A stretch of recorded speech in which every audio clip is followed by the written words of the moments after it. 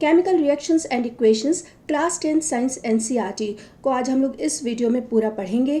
आपसे रिक्वेस्ट है कि आप एक कॉपी और पेन लेकर के बैठें और नोट्स भी बनाते जाएं। इस चैप्टर के इंपॉर्टेंट रिएक्शंस पर मैंने एनिमेटेड वीडियोस पहले ही बना रखे हैं, जिन्हें आप मेरे प्लेलिस्ट में केमिकल रिएक्शंस एंड इक्वेशंस में देख सकते हैं। वीडियो थोड़ा लंबा होगा, लेकिन अंत तक जरूर देखिए और डाउट कमेंट बॉक्स में पूछिए।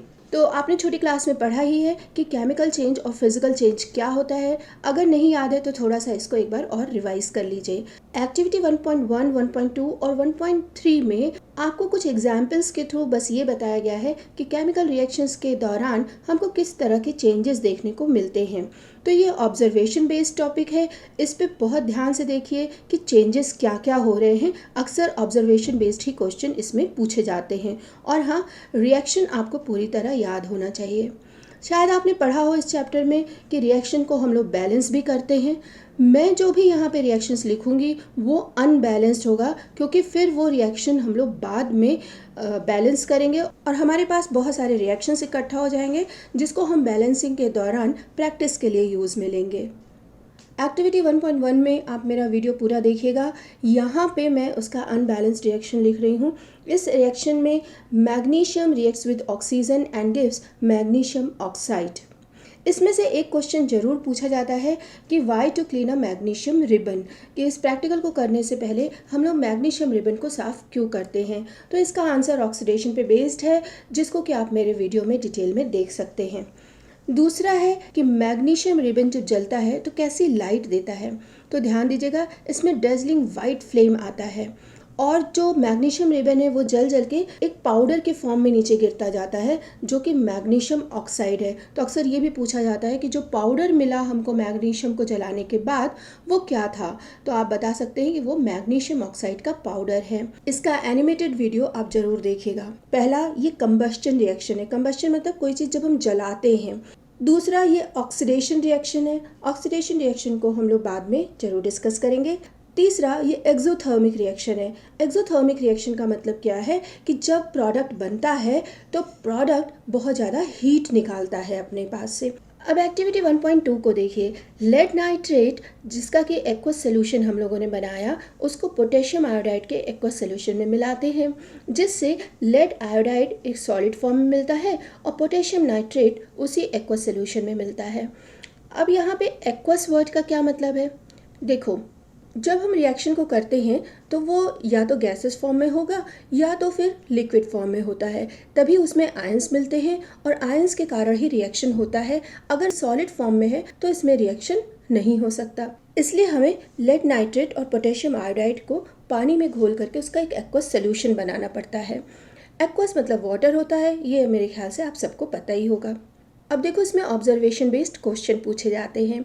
तो ये पॉइंट्स नोट कर लीजिए कि लेड आयोडाइड हमको येलो सॉलिड के रूप में मिल रहा है, पोटेशियम नाइट्रेट वाइट सॉलिड के रूप में है, जो कि उसी एक्वस सोल्यूशन में डिसॉल्व्ड है।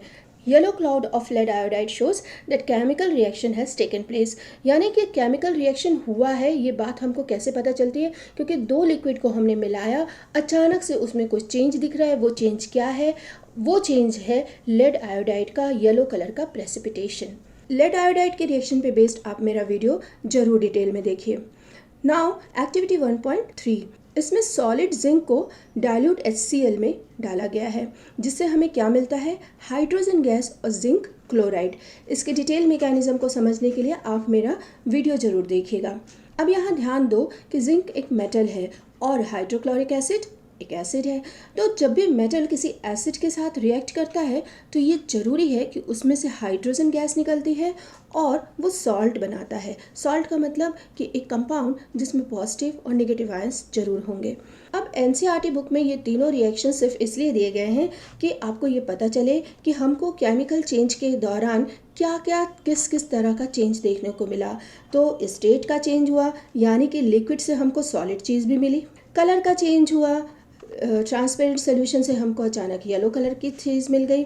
गैस भी निकली, यानी हाइड्रोजन गैस इवॉल्व हुई। टेम्परेचर में भी चेंज आया। अब आता है कि केमिकल इक्वेशन क्या है। तो देखो, जब हम बात करते हैं कि मैग्नीशियम रिएक्ट करता है ऑक्सीजन से और ये हमको देता है मैग्नीशियम ऑक्साइड, तो ये तो छोटा सा रिएक्शन था।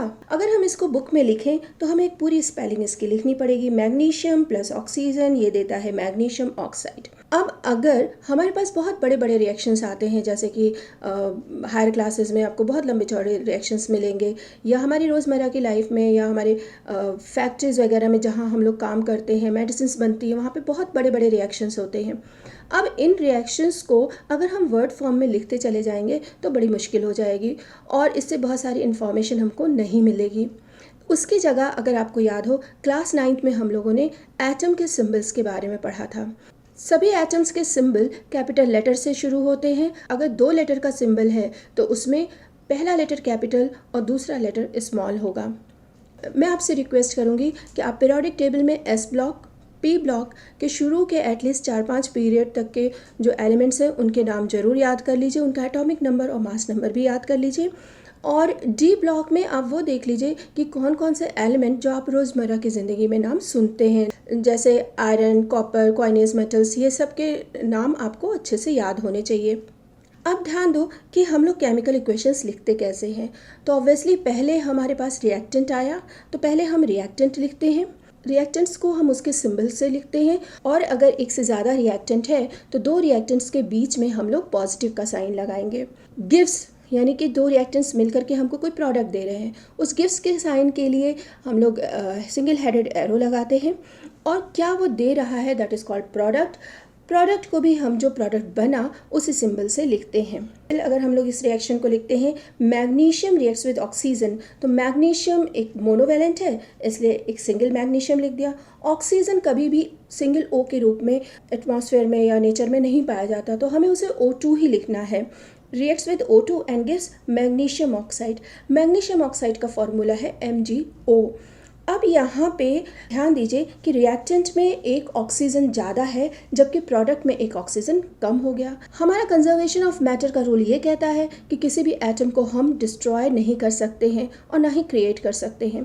तो यहाँ पे हमको रिएक्शन को बैलेंस करना पड़ेगा कि हमको स्टोइकियोमेट्रिकली ये देखना पड़ेगा कि जो रिएक्टेंट हमने लिया वो प्रोडक्ट के बराबर आ जाए। तो इसके लिए हमको बैलेंसिंग ऑफ रिएक्शन की ज़रूरत पड़ती है, जो कि अभी हम आगे वीडियो में पढ़ेंगे। उसके पहले एक टॉपिक आता है आपके बुक में कि रिएक्शंस जो हम लोग लिखते हैं उसको और इंफॉर्मेटिव कैसे बना सकते हैं, मतलब उससे ज़्यादा हमको उस रिएक्शन के बारे में पता चल जाए कि क्या हुआ इसमें। तो देखो, पहली चीज़ है कि स्टेट ऑफ मैटर को हम रिप्रेजेंट करते हैं सबस्क्रिप्ट में ब्रैकेट के अंदर। जैसे मैग्नीशियम यहाँ पे सॉलिड है तो Mg के बगल में हम ब्रैकेट में छोटा सा S लिख देंगे सबस्क्रिप्ट में, और ऑक्सीजन जो है वो गैसेस फॉर्म में है तो उसके बगल में हम लोग स्मॉल g लिख देंगे अंडर ब्रैकेट। और मैग्नीशियम ऑक्साइड जो मिल रहा है वो भी हमको सॉलिड फॉर्म में मिल रहा है तो इसके बगल में भी हम लोग सबस्क्रिप्ट में S लिख देंगे अंडर ब्रैकेट। तो इस तरीके से हम लोगों ने इस रिएक्शन को और इन्फॉर्मेटिव बना दिया कि देखने से ही पता चल जाए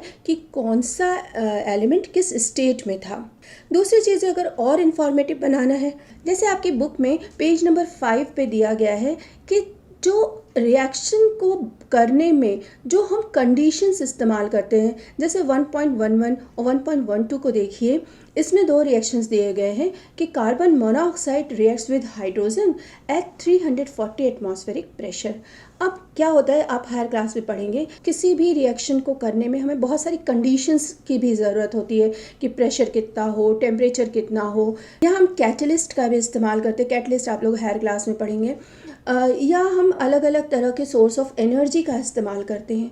अब ये चीज़ें रिएक्शन को परफॉर्म करने में काम तो आ रही हैं, लेकिन ये कोई रिएक्टेंट या प्रोडक्ट का पार्ट नहीं है। तो जो चीज़ें रिएक्टेंट या प्रोडक्ट का पार्ट नहीं है उसको हम जो ये एरो जाता है गिव्स का साइन, इसके ऊपर या नीचे लिख सकते हैं।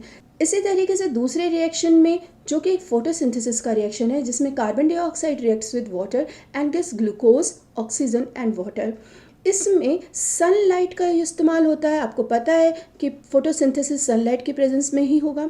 दूसरी चीज़, जो लीफ की क्लोरोफिल है उसके बिना तो ये रिएक्शन हो ही नहीं सकता। तो ये दोनों पॉइंट्स बड़े इंपॉर्टेंट है, बट ये किसी भी प्रोडक्ट और रिएक्टेंट का हिस्सा नहीं है। Okay, they are helping to perform this reaction. तो इस तरीके से हम लोग रिएक्शन को और ज़्यादा इंफॉर्मेटिव बना सकते हैं। आपको इसमें से कम 4-5 पॉइंट तो याद कर ही लेने चाहिए। एग्जाम में अगर 2 नंबर का आता है तो हाफ ऑफ नंबर के हिसाब से आप 4 पॉइंट्स लिख सकते हैं। अब ध्यान दो कि बैलेंसिंग कैसे होती है। बैलेंसिंग हम लोग दो तरीके से पढ़ते हैं, जिसमें एक जो सबसे एक्सेप्टेबल मेथड है वो है हिट और ट्रायल मेथड। ये ज़्यादा आसान होता है और आपके कोर्स में भी यही मेथड दिया गया है। तो हम लोग क्यों बैलेंस कर रहे हैं, तो इसका एक लाइन में आंसर है कि we have to follow law of conservation of mass, यानी द्रव्यमान संरक्षण के नियम को फॉलो करने के लिए हमें रिएक्शन को बैलेंस करना जरूरी होता है। आपकी बुक में बहुत अच्छे से समझाया गया है कि उसको बॉक्स में रख दिया गया है और फिर उसके बाद बैलेंसिंग सिखाई गई है, लेकिन एग्ज़ाम टाइम में हमारे पास इतना टाइम नहीं होता कि हम बॉक्स में करें। इनिशियली आपको ये प्रैक्टिस करनी होगी, आप अगर बॉक्स में करना चाहें तो कर ले, लेकिन मेरा सजेशन है कि आप इसका लॉजिक समझें और बॉक्स वॉक्स ना बनाएं, फटाफट प्रैक्टिस करें। तो देखो, कुछ बातें हमें ध्यान देनी है। We can not make any change in the internal structure of the molecule and atomicity of any atom. मतलब कि जैसे वाटर मॉलिक्यूल है, H2O लिखा हुआ है, क्या हम इसको H3O लिख सकते हैं या H2O2 लिख सकते हैं? नहीं, उसका कैरेक्टर ही बदल जाएगा, फिर वो पानी नहीं है। तो हम मॉलिक्यूल के इंटरनल स्ट्रक्चर में एटम्स के नंबर को घटा बढ़ा नहीं सकते हैं। दूसरा पॉइंट ये है कि किसी भी एलिमेंट्स की अपनी एक एटॉमिसिटी होती है। जैसे अगर हमें ऑक्सीजन लिखना है तो हम सिंगल O नहीं लिख सकते, क्योंकि सिंगल O बनता तो है रिएक्शन में, लेकिन वो इतना रिएक्टिव होता है कि वो तुरंत दूसरे ऑक्सीजन के साथ रिएक्ट कर जाता है और O2 बना लेता है। जहाँ पे ऑक्सीजन की ज़रूरत है वहाँ O3 भी नहीं लिख सकते, क्योंकि O3 का मतलब ओजोन हो गया। यानी कि एटॉमिसिटी में भी हम लोग कोई चेंज नहीं कर सकते हैं। और बैलेंसिंग में हमें चेंज करने की ज़रूरत पड़ती ही पड़ती है, तो चेंज कर कहाँ सकते हैं? हाँ, क्वांटिटी हम लोग ज़्यादा या कम कर सकते हैं। तो अब यहाँ पे मान लो हमको बैलेंस करने में एक ऑक्सीजन से काम नहीं चल रहा है, तो हम 2 ऑक्सीजन ले लें, 3 ऑक्सीजन ले लें, 6 ऑक्सीजन ले लें, कोई उसमें मनाही नहीं है। तो अगर मान लो हमने किसी चीज़ को बैलेंस करने के लिए 6 ऑक्सीजन लिए हैं, तो हम उसको कैसे लिखेंगे? O6 नहीं लिखेंगे सबस्क्रिप्ट में, हम उसको क्या लिखेंगे? 6O2। मतलब ऑक्सीजन एक मॉलिक्यूल हो गया O2, और हमने 6 ऐसे मॉलिक्यूल लिए तो 6O2 हमने लिया। खैर, ये तो हो गया ऐसे समझाने के लिए। अब हमको क्या ध्यान देना है, यानी रिएक्टेंट और प्रोडक्ट दोनों तरफ नंबर ऑफ एटम्स हमारे बराबर होने चाहिए। तो ये कुछ पॉइंट्स हैं जिसको दिमाग में रखते हुए हम लोग एक एग्जाम्पल को बैलेंस करेंगे। बाकी रिएक्शंस मैं यहाँ पे अनबैलेंस्ड ही लिखूँगी। आपको उसको अपना होमवर्क मान करके बैलेंस करके मुझे कमेंट बॉक्स में उसकी फ़ोटो खींच करके भेजनी है। Now the reaction is given, iron reacts with water that gives iron oxide and hydrogen. तो यहाँ ध्यान दो, रिएक्शन क्या है? Fe plus H2O that gives Fe3O4 plus H2। NCERT book में लिखा हुआ है कि जो एटम नंबर में सबसे ज़्यादा हो रिएक्टेंट या प्रोडक्ट साइड में, उसको पहले बैलेंस करो। लेकिन मेरा ये मानना है कि पहले ये ध्यान दो कि अगर एक पर्टिकुलर एटम एक ही कंपाउंड में है, यानी कि वो 2-3 तरह के कंपाउंड में नहीं पाया जा रहा है, तो पहले उसको बैलेंस कर लो। अपना अपना तरीका है, मुझे ये बात सही लगती है। यहाँ पे मैं सबसे पहले आयरन ऑक्साइड पे ध्यान देती हूँ। आयरन के कितने एटम्स हैं प्रोडक्ट साइड में? That is 3। रिएक्टेंट साइड में 1 ही है, तो हम रिएक्टेंट साइड में एटम को हम कितने ले लेंगे? 3 atom. Again I am saying atomicity को चेंज नहीं कर सकते, तो Fe3 नहीं लिखेंगे, ठीक है, 3Fe लिखेंगे। अब ये हो गया 3Fe, आयरन आयरन बैलेंस हो गया दोनों तरफ 3-3। अब ध्यान दो, रिएक्टेंट साइड में ऑक्सीजन 1 है और प्रोडक्ट साइड में ऑक्सीजन 4 है, तो अब हम क्या करेंगे? सीधे 4 उठा करके H2O मॉलिक्यूल के आगे लिख देंगे, क्योंकि O4 तो हम लोग लिख नहीं सकते हैं, एटॉमिसिटी में कोई चेंज नहीं कर सकते, नंबर ऑफ मॉलिक्यूल्स बढ़ा सकते हैं। तो 4H2O हम लोगों ने लिख लिया, तो अब 4O रिएक्टेंट साइड और 4O प्रोडक्ट साइड, ये बैलेंस हो गया। और अब हाइड्रोजन को देख लो, रिएक्टेंट साइड में अब है 4H2 और प्रोडक्ट साइड में है H2, तो इसको हम लोग मल्टीप्लाई करके देखें तो हमारे पास टोटल 4 × 2 = 8 हाइड्रोजन है, और यहाँ हमारे पास प्रोडक्ट में 2 ही हाइड्रोजन है, तो इसको फिर से 8 बनाने के लिए again we can multiply it with 4। इसीलिए इसको हिट एंड ट्रायल कहते हैं कि आपको अपना कॉमन सेंस लगा के कोई ये 2 + 2 + 4 वाला फॉर्मूला यहाँ नहीं चलता, आपको ट्रायल करना है, और वो चीज़ अगर हिट करे तो वेल एंड गुड। तो यहाँ पे अगर हम 4H2 ले लें तो अब हमारा रिएक्शन दोनों तरफ पूरी तरह बैलेंस है। एक बार आप भी चेक कर लीजिए। अब ध्यान दो कि किसी भी रिएक्शंस में दो एटम्स के बीच में, दो मॉलिक्यूल्स के बीच में बॉन्ड्स बनते हैं और टूटते हैं। यही होता है केमिकल रिएक्शन में। इसी बेस पे हम लोग टोटल 5 टाइप्स ऑफ रिएक्शंस को पढ़ेंगे। तो पहला है एक्टिविटी आपके बुक में दिया गया है एक्टिविटी 1.4 में, and that is combination reaction. मैंने इसमें कई रिएक्शंस पे वीडियो बना दिए हैं, आप इसको मेरे प्लेलिस्ट में ज़रूर जा कर के देखिएगा। तो कॉम्बिनेशन रिएक्शन में हमको क्या मिलता है, इसमें एक सिंगल प्रोडक्ट ही बनता है और ये ज़्यादातर एक्सोथर्मिक होता है। एक्सोथर्मिक मतलब कि जो प्रोडक्ट है उसकी हीट रिएक्टेंट से ज़्यादा होगी। पहला एग्जाम्पल आपकी बुक में दिया गया है calcium oxide reacts with water and gives calcium hydroxide. मेरा इस पे डिटेल में वीडियो है, आप देख लेंगे। इसी चीज़ को आगे रिएक्शन में दिया गया है आपके वहाँ येलो बॉक्स में, डू यू नो में, कि जब कैल्शियम हाइड्रोक्साइड रिएक्ट करता है कार्बन डाइऑक्साइड से, then it gives calcium carbonate plus water. तो इस रिएक्शन को आप अच्छे से याद कर लीजिएगा। दूसरा दिया है burning of coal, when carbon reacts with oxygen it gives carbon dioxide। Third है when hydrogen reacts with oxygen it gives water molecule. अब इसमें आप देखिए कि तीनों ही केसेस में हमारे पास प्रोडक्ट क्या है, सिंगल प्रोडक्ट है। तो दो चीज़ें यहाँ कंबाइन होकर के एक चीज़ बना रही है, इसलिए इसको हम कॉम्बिनेशन रिएक्शन कहते हैं। अब ये एक्सोथर्मिक रिएक्शन है। इसी टॉपिक में और भी एक्सोथर्मिक रिएक्शंस आपके बुक में दिए गए हैं, लेकिन ये सिंगल प्रोडक्ट नहीं बना रहे हैं। ध्यान दीजिएगा, ये सिंगल प्रोडक्ट नहीं बना रहे हैं। इस तरह के रिएक्शन को हम एक्सचेंज रिएक्शन कहते हैं। क्या बोलते हैं, एक्सचेंज रिएक्शन, जिसमें कि आपस में एटम्स या मॉलिक्यूल्स अपना अपना प्लेस बदल रहे हैं। तो एक्सचेंज रिएक्शन यहाँ पर भी एक्सोथर्मिक है। पहला एग्जाम्पल दिया है burning of natural gas, methane reacts with oxygen and gives carbon dioxide and water. दूसरा है respiration, in which glucose reacts with oxygen and gives carbon dioxide plus water plus energy। तो इन सारे reactions को एक जगह लिखते जाइए और याद करते जाइएगा। अब आता है एक्टिविटी 1.5 से लेकर के 1.8 तक डिकम्पोजिशन रिएक्शन है। डिकम्पोज का मतलब होता है एक मॉलिक्यूल अपने कई कंपोनेंट यानी जिनसे वो बना है उसमें टूट जाता है। इस रिएक्शन को शुरू करने के लिए मॉलिक्यूल एनर्जी एब्जॉर्ब करता है, जिससे प्रोडक्ट की एनर्जी रिएक्टेंट से कम हो जाती है, जिसे एंडोथर्मिक रिएक्शन कहते हैं। तो ध्यान देना कि कॉम्बिनेशन रिएक्शन एक्सोथर्मिक है और decomposition reaction in general endothermic होता है। तो एक्टिविटी 1.5 से लेकर के 8 तक में आपको डिकम्पोजिशन रिएक्शन के बारे में ही पढ़ना है, लेकिन अंदर बस इतना है कि जो सोर्स ऑफ एनर्जी हम ले रहे हैं जिससे कि मॉलिक्यूल डिकम्पोज होंगे वो अलग अलग हैं। तो पहला एग्जाम्पल दिया गया है डिकम्पोजिशन रिएक्शन में एक्टिविटी 1.5 में, फेरस सल्फेट को हीट करने पे वो देता है ferric oxide plus sulphur dioxide plus sulphur trioxide. अब यहाँ ध्यान दो कि फेरस सल्फेट 3 चीज़ों में डिकम्पोज हो गया, टूट गया, ठीक है, फेरिक ऑक्साइड में, सल्फर डाइऑक्साइड में और सल्फर ट्राइऑक्साइड में। यानी कि एक प्रोडक्ट था, just opposite of combination reaction. Combination reaction में हमारे पास एक प्रोडक्ट था और डिकम्पोजिशन में हमारे पास एक रिएक्टेंट है। यहाँ पे एक टर्म यूज़ हुआ है water of crystallisation. Ferrous sulphate का वाटर ऑफ क्रिस्टलाइजेशन 7H2O होता है।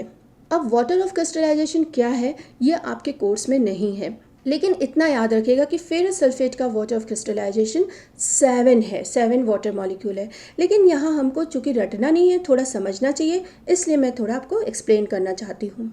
देखो, कोई भी जो सॉलिड होता है वो या तो एमॉर्फस होता है जिसका अपना कोई बहुत सिस्टमेटिक स्ट्रक्चर नहीं होता, या तो फिर वो क्रिस्टल होता है जिसका बहुत ही सिस्टमेटिक स्ट्रक्चर होता है। अब बहुत सारे सॉल्ट ऐसे होते हैं जिनको सिस्टमेटिक स्ट्रक्चर, एक पर्टिकुलर स्ट्रक्चर देने के लिए उसमें कुछ वाटर मॉलिक्यूल जाकर के एडजस्ट हो जाते हैं। ध्यान रखना, रिएक्ट नहीं करते हैं उससे, बस जा करके उसके बीच में स्पेस में ऐसे एडजस्ट हो जाते हैं कि उसको एक प्रॉपर शेप दे देते हैं। इसको हम बोलते हैं वाटर ऑफ क्रिस्टलाइजेशन। तो फेरस सल्फेट के एक मॉलिक्यूल में 7 मॉलिक्यूल ऑफ वाटर जा करके एडजस्ट हो जाते हैं। इसी कारण से फेरस सल्फेट क्रिस्टल को जब हम गर्म करते हैं तो उसका कलर चेंज हो जाता है। तो ये बस आपको यहाँ इतना याद रखना है कि फेरस सल्फेट का वाटर ऑफ क्रिस्टलाइजेशन 7 है, या आधे एक नंबर में पूछा जा सकता है। अब इसी एक्टिविटी में नीचे दिया गया है एक और example, and that is decomposition of lime stone या कैल्शियम कार्बोनेट। कैल्शियम कार्बोनेट को हीट करने पे वो कैल्शियम ऑक्साइड और कार्बन डाइऑक्साइड देता है। तो यहाँ ये ध्यान देना कि अक्सर आधे आधे नंबर में कैल्शियम कार्बोनेट का जो कॉमन नेम है यानी कि लाइम स्टोन और कैल्शियम ऑक्साइड का जो कॉमन नेम है क्विक लाइम, ये अक्सर पूछ लिया जाता है और बच्चे बड़े कंफ्यूज हो जाते हैं। लाइम स्टोन को क्विक लाइम और क्विक लाइम को लाइम स्टोन बोल देते हैं। तो यहाँ ध्यान दो, क्विक का क्या मतलब होता है? बहुत जल्दी। तो CaO में 3 ही लेटर्स हैं, आप इसको बड़े जल्दी बोल लेंगे।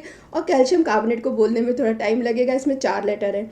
तो जो जल्दी बोला जा सकता है वो हो गया क्विक लाइम। ये जस्ट एक अजीब सा मेरा लर्न करने का तरीका था, तो मैंने सोचा आपको शेयर कर दूँ।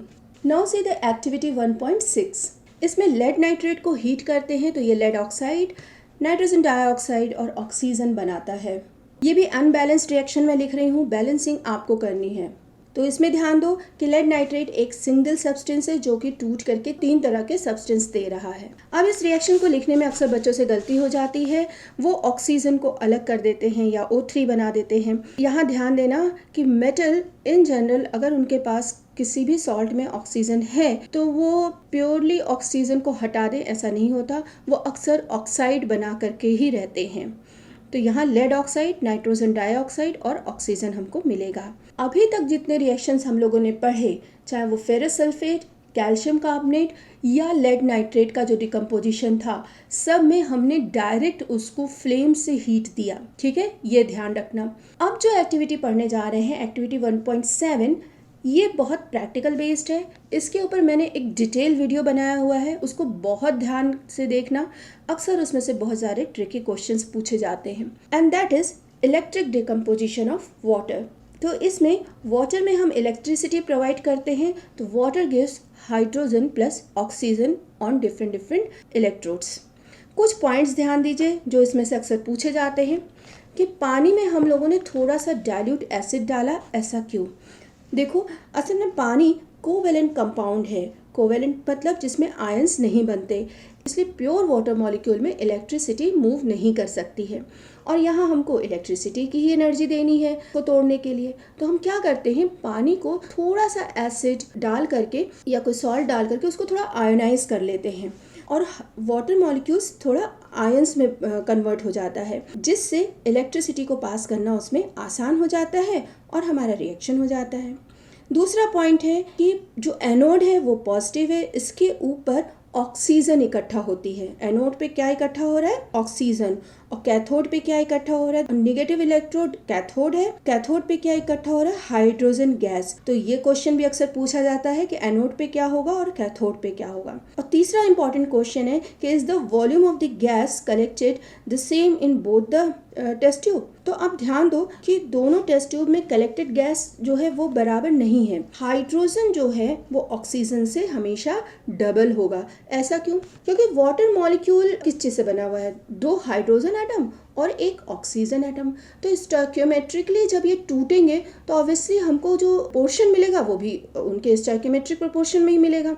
यानी कि हमको अगर एक बार में एक वाटर मॉलिक्यूल टूट रहा है तो हमको क्या मिलेगा? 2 हाइड्रोजन और 1 ऑक्सीजन मिलेगा। तो ऑब्वियसली हाइड्रोजन जो है डबल क्वांटिटी में मिलेगा ऑक्सीजन के। अब इसमें एक और इम्पॉर्टेंट क्वेश्चन पूछा जाता है कि जो कलेक्टेड गैस है उसको हम टेस्ट कैसे करके बताएं, क्योंकि साइंस में तो हमें हर चीज़ प्रूव करनी है। हम कैसे बताएं कि वो हाइड्रोजन ही है या ऑक्सीजन ही है? बहुत सिंपल टेस्ट है। हाइड्रोजन के लिए हम जलती हुई कैंडल जब ले जाएंगे तो उसमें से पॉप साउंड आएगा, और ऑक्सीजन के लिए जब कोई जलती हुई चीज़ ले जाएंगे तो उसके फ्लेम की इंटेंसिटी पहले से और बढ़ जाएगी, क्योंकि ऑक्सीजन जो है वो कंबस्शन को और सपोर्ट करता है। जितना अच्छा ऑक्सीजन सप्लाई होगा कोई चीज़ उतनी जल्दी से जलती है। तो यहाँ पे हमने सोर्स ऑफ एनर्जी क्या लिया? इलेक्ट्रिसिटी। अब एक्टिविटी 1.8 में भी डिकम्पोजिशन रिएक्शन है, लेकिन यहाँ जो सोर्स ऑफ एनर्जी है वो है सनलाइट। इसके ऊपर भी मैंने बहुत अच्छा वीडियो बना के रखा है, आप लोग जरूर देखिएगा। सिल्वर क्लोराइड सनलाइट की प्रेजेंस में सिल्वर और क्लोरीन में टूट जाता है। इसी तरीके से सिल्वर ब्रोमाइड भी सनलाइट की प्रेजेंस में सिल्वर और ब्रोमीन मॉलिक्यूल में टूट जाता है। तो किसके किसके डिकम्पोजिशन हम लोगों ने पढ़े? फेरस सल्फेट के, कैल्शियम कार्बोनेट के, लेड नाइट्रेट, वाटर मॉलिक्यूल और सिल्वर क्लोराइड, सिल्वर ब्रोमाइड के। तीनों में हमने एनर्जी दी जिससे वो टूट करके डिकम्पोज हुआ अपने स्मॉल कंटेंट्स में। ये एनर्जी का सोर्स क्या था? हीट था या इलेक्ट्रिसिटी थी या सनलाइट थी, यानी डिकम्पोजिशन रिएक्शन बिना किसी हीट को दिए हुए नहीं हो सकता। ये रिएक्शंस एंडोथर्मिक थे। अब आप देखिए एक और एंडोथर्मिक एग्जाम्पल दिया गया है आपकी बुक में ब्लू बॉक्स में ऑन पेज नंबर 10, जिसमें बेरियम हाइड्रोक्साइड को टेस्ट ट्यूब में लेने पर और उसमें अमोनियम क्लोराइड डालने पे मिक्स करिए ग्लास रॉड से और बॉटम को टच करने पे आपको हाथ ठंडा महसूस होगा, इसलिए क्योंकि ये एंडोथर्मिक रिएक्शन है, क्योंकि इसमें जो प्रोडक्ट है उसकी हीट कम हो गई तो हमको ऑब्वियसली ठंडा महसूस होगा। तो ये रिएक्शन भी आप लोग अच्छे से पढ़ लीजिएगा। Barium hydroxide when reacts with ammonium chloride absorbs heat, it gives barium chloride plus ammonia plus water. Now see displacement reaction. इसके ऊपर भी मैंने एक डिटेल वीडियो बना रखा है, आप लोग उसको जरूर देखिएगा। इसमें हम लोग यहाँ पे सिर्फ रिएक्शंस को डिस्कस करेंगे। Iron reacts with copper sulphate, जिसमें आयरन जो है वो ज़्यादा रिएक्टिव है कॉपर से, तो वो क्या करेगा, कमज़ोर को हटा करके हमेशा जो स्ट्रांग है वो आ जाता है, तो कॉपर हट गया और फेरस सल्फेट बन गया। अब इसी तरीके से zinc reacts with copper sulphate, यहाँ जिंक स्ट्रांग है तो वो कॉपर को डिस्प्लेस कर देता है, जिंक सल्फेट और कॉपर बनाता है। लेड भी कॉपर से स्ट्रांग है तो लेड जो है वो कॉपर क्लोराइड से कॉपर को डिस्प्लेस करके लेड क्लोराइड बना लेता है। इसी तरीके से एक्टिविटी 1.3 में हम लोगों ने पढ़ा था कि zinc reacts with sulphuric acid gives hydrogen and zinc sulphate. अब इसमें भी जिंक हाइड्रोजन को रिप्लेस कर देता है, ठीक है। तो ये सारी कंडीशंस को आप देखिए तो आपको एक स्टेटमेंट मिलेगा कि जो स्ट्रॉन्ग मेटल है वो वीक मेटल को हटा करके खुद उसकी जगह पे आ जाता है। इसको हम कहते हैं सिंगल डिस्प्लेसमेंट रिएक्शन। इसमें एक मेटल दूसरे सॉल्ट के मेटल को हटा करके खुद एक कंपाउंड बना लेता है। अब आता है डबल डिस्प्लेसमेंट। यहाँ ध्यान दो, एग्जाम्पल में है sodium sulphate reacts with barium chloride and gives barium sulphate plus salt NaCl, यानी कि सोडियम जो है वो बेरियम क्लोराइड में से बेरियम को हटा दिया और सोडियम क्लोराइड बना लिया और बेरियम हट करके सल्फेट के साथ रिएक्ट करके बेरियम सल्फेट बना लिया। तो यानी यहाँ पे दो मेटल्स रिप्लेस हुए दो सॉल्ट में से, ठीक है, दोनों एक दूसरे की जगह पे दोबारा सेटल हो गए, तो ये हम बोलते हैं डबल डिस्प्लेसमेंट रिएक्शन। एक्टिविटी 1.2 पे ध्यान देना, इसमें भी lead nitrate reacts with potassium iodide और हमको क्या प्रोडक्ट मिला, लेड आयोडाइड और पोटेशियम नाइट्रेट का। तो इसमें भी आपको डबल डिस्प्लेसमेंट रिएक्शन दिख रहा होगा, है ना। तो ये भी एक क्वेश्चन अक्सर पूछ लिया जाता है कि एक्टिविटी 1.2 के रिएक्शन में किस तरीके का वो रिएक्शन है। अभी तक हम लोगों ने जाना एक्टिविटी 1.1 से लेकर 1.3 तक जनरल केमिकल रिएक्शंस को। उसके बाद हम लोगों ने पढ़ा बैलेंसिंग ऑफ इक्वेशन को, फिर हम लोगों ने पढ़ा टाइप ऑफ केमिकल रिएक्शंस को, जिसमें पहला टॉपिक था कॉम्बिनेशन रिएक्शन को, जिसमें कि दो या दो से ज़्यादा कंपाउंड्स मिल करके एक कंपाउंड बना रहे थे, ये एक एक्सोथर्मिक रिएक्शन था। फिर हम लोगों ने पढ़ा डीकम्पोजिशन रिएक्शंस को, जिसमें एक्टिविटी 1.5 और 1.6 में हम लोगों ने हीट दे करके किसी एक बड़े मॉलिक्यूल को डिकम्पोज किया उसके अपने नए कंपोनेंट्स में, और हमको यहाँ पे प्रोडक्ट्स कई मिले जबकि रिएक्टेंट एक ही था। उसके बाद एक्टिविटी 1.7 में भी हम लोगों ने वाटर की इलेक्ट्रोलिसिस पढ़ा, वो भी एक डिकम्पोजिशन रिएक्शन था, लेकिन इसमें सोर्स ऑफ एनर्जी क्या थी, इलेक्ट्रिसिटी। इसी तरीके से एक्टिविटी 1.8 भी हम लोगों ने डिकम्पोजिशन रिएक्शन के बारे में पढ़ा, जिसमें सनलाइट की प्रेजेंस में एक सिल्वर क्लोराइड या सिल्वर ब्रोमाइड का डिकम्पोजिशन हम लोगों ने पढ़ा। इसके बाद हम लोगों ने पढ़ा डिस्प्लेसमेंट रिएक्शन।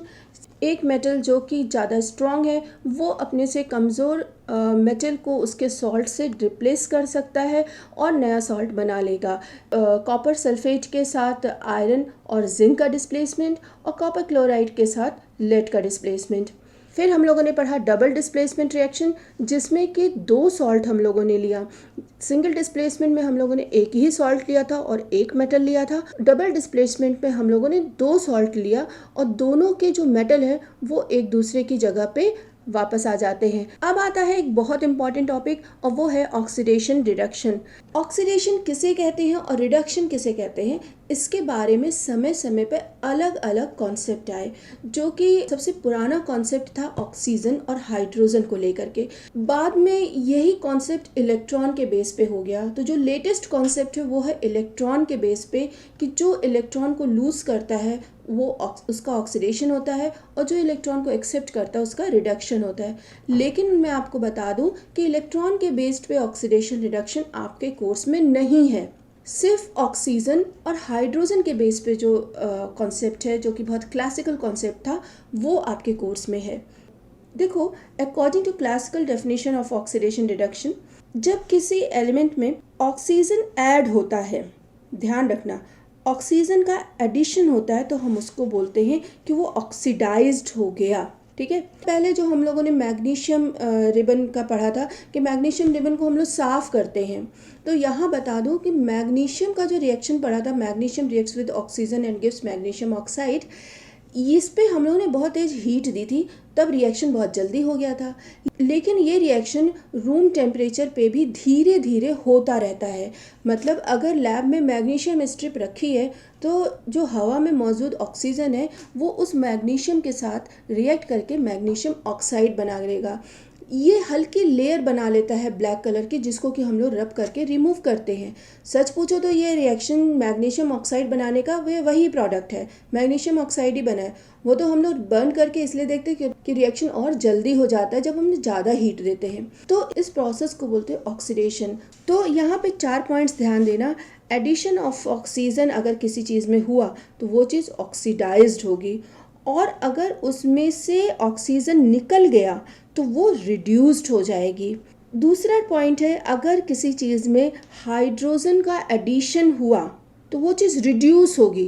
तो ध्यान रखना, addition of oxygen is called oxidation और addition of hydrogen is called reduction. उसी तरीके से अगर हाइड्रोजन को उस सिस्टम से बाहर निकाल दें, उस कंपाउंड से बाहर निकाल दें, तो हम कहेंगे ऑक्सीडेशन हुआ। यानी कि 2 कंडीशन में ऑक्सीडेशन हो रहा है, एडिशन ऑफ ऑक्सीजन में और रिमूवल ऑफ हाइड्रोजन में। और रिडक्शन भी 2 कंडीशन में हो रहा है, just opposite, removal of oxygen और एडिशन ऑफ हाइड्रोजन। अब चारों पॉइंट्स को रटोगे तो कंफ्यूजन हो जाता है। यहाँ पे ये ध्यान देना, अगर एक पॉइंट आपने ध्यान से लर्न कर लिया तो चारों पॉइंट्स आपके दिमाग में आ जाएंगे कि एडिशन ऑफ ऑक्सीजन मतलब कि कोई चीज़ ऑक्सीडाइज हुई। ठीक, अब यहाँ पे एक एग्जांपल दिया हुआ है कि कॉपर रिएक्ट्स विद ऑक्सीजन और हीट उसको हम सप्लाई करते हैं। हीट एक कंडीशन है, तो उसको हमने एरो के ऊपर लिखा, दैट गिव्स कॉपर ऑक्साइड। और इसी कॉपर ऑक्साइड को हाइड्रोजन से रिएक्ट करवाते थोड़ा सा हीट दे करके, तो ये फिर से कॉपर और वाटर में चेंज हो जाएगा। अब यहाँ ध्यान दो कि इस रिएक्शन में हुआ क्या। कॉपर जब ऑक्सीजन के साथ रिएक्ट किया तो वो ऑक्साइड बना लिया, यानी कि वो ऑक्सीडाइज्ड हो गया। लेकिन जब इसी में से ऑक्सीजन निकल गया, ठीक है, तो ये रिड्यूस हो गया। और दोनों चीज़ यहाँ पे फॉलो हो रही है, ऑक्सीजन का निकलना भी और हाइड्रोजन का ऐड होना भी। तो देखो, एडिशन ऑफ हाइड्रोजन और रिमूवल ऑफ ऑक्सीजन, ये दोनों ही पॉइंट हमको क्या बता रहे हैं कि यहाँ पे रिडक्शन हो रहा है, रिड्यूस कर रहा है।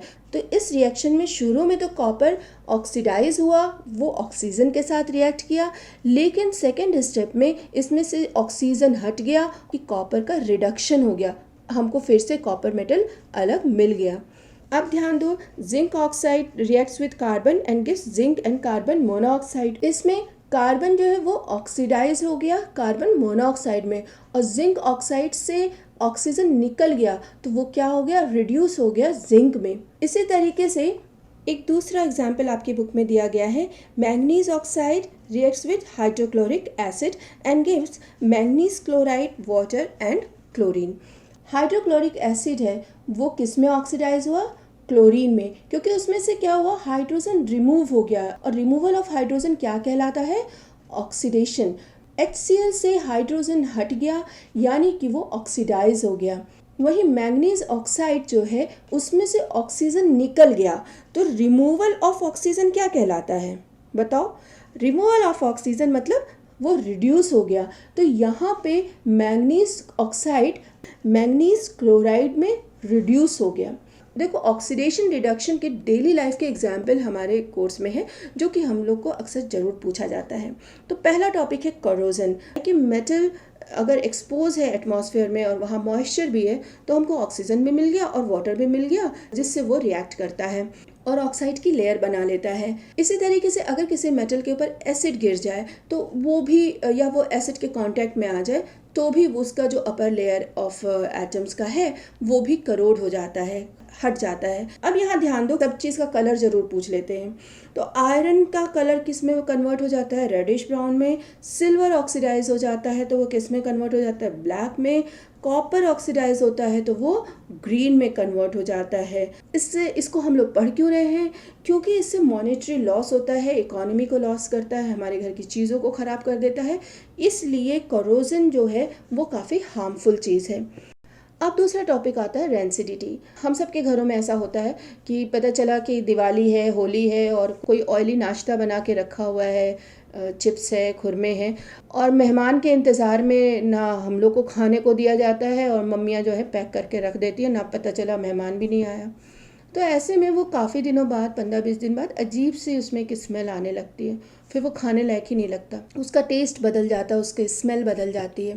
असल में इस फूड में जो फैट है, जो ऑयल इस्तेमाल किया गया, वो एटमॉस्फेयर के मॉइस्चर और ऑक्सीजन से रिएक्ट कर लेता है और ऑक्सीडाइज हो जाता है। इसी ऑक्सीडेशन प्रोसेस को, जो फूड का ऑक्सीडेशन होता है, उसको हम बोलते हैं रेंसिडिटी। आपने देखा होगा कि जो चिप्स का पैकेट हम लोग खरीदते हैं, वो 10 रुपये के चिप्स के पैकेट में 1 रुपये का चिप्स होता है और बाकी 9 रुपये की हवा भरी होती है। एक्चुअली ये हवा नहीं होती, नाइट्रोजन गैस होती है। नाइट्रोजन गैस चिप्स में इसलिए भर दिया जाता है क्योंकि फिर वो उसमें मौजूद मॉइस्चर को, एयर को हटा देता है, उसकी जगह नाइट्रोजन गैस आ जाती है और ये जो है ऑयली फूड के ऑक्सीडेशन को स्टॉप कर देता है। तो अगर हम किसी टाइट पैक्ड जार में ऑयली फूड को रखें जो एयर के कांटेक्ट में डायरेक्टली ना आता हो, तो हम फूड की जो शेल्फ लाइफ पीरियड है उसको थोड़ा बढ़ा सकते हैं, मतलब थोड़े दिन बाद वो ख़राब होगा। मेरी रिक्वेस्ट है कि मेरी प्लेलिस्ट से इस चैप्टर के सारे वीडियोस देखने के बाद आप एक बार एनसीईआरटी बुक को फिर से रिवाइज करें और इसके सारे क्वेश्चन आंसर्स आप एक जगह एक कॉपी में नोट कर लें और खूब पढ़िए। 15 दिन बाद इसका फिर से रिवीजन करिए, फिर 1 महीने बाद इसका रिवीजन करिए। आपको मैं गारंटी देती हूँ कि आपके एग्ज़ाम टाइम में आप इसका एक क्विक रिवीजन लेंगे और पूरा चैप्टर आपको तैयार मिलेगा। तो thank you for watching my entire lengthy video. और ये भी बताइए कि अगर आपको ये वीडियो पसंद आया तो मैं इसी तरीके से और भी चैप्टर्स को एक्सप्लेन करूँ। तो मिलते हैं नेक्स्ट चैप्टर में, तब तक के लिए जय हिंद।